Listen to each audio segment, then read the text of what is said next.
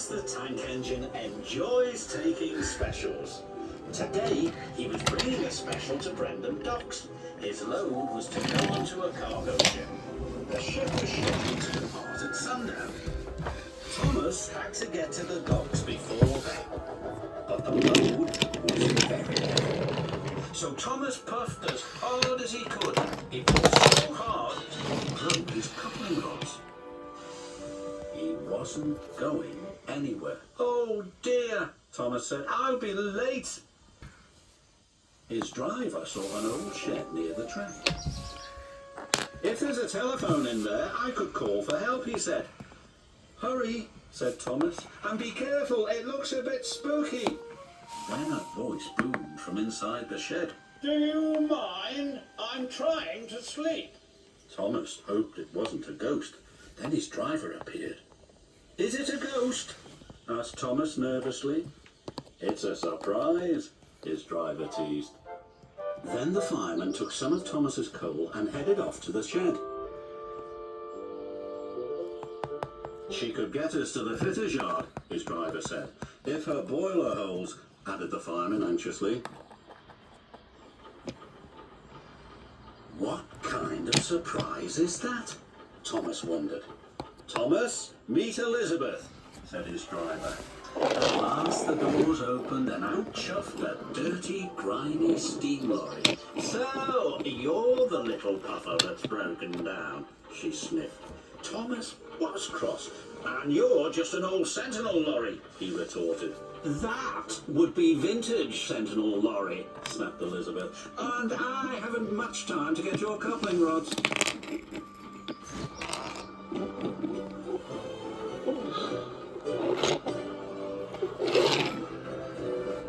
The driver was concerned.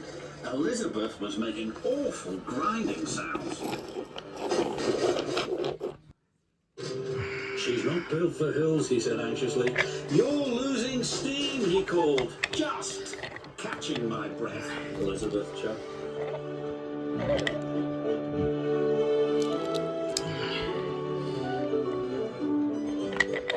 And finally she made it.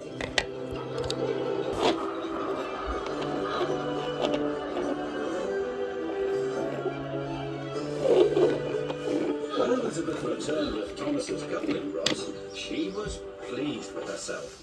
"And next time, don't be so careless," she scolded. Thomas thought Elizabeth was the rudest lorry he had ever met, but he was very happy to get his new coupling rods.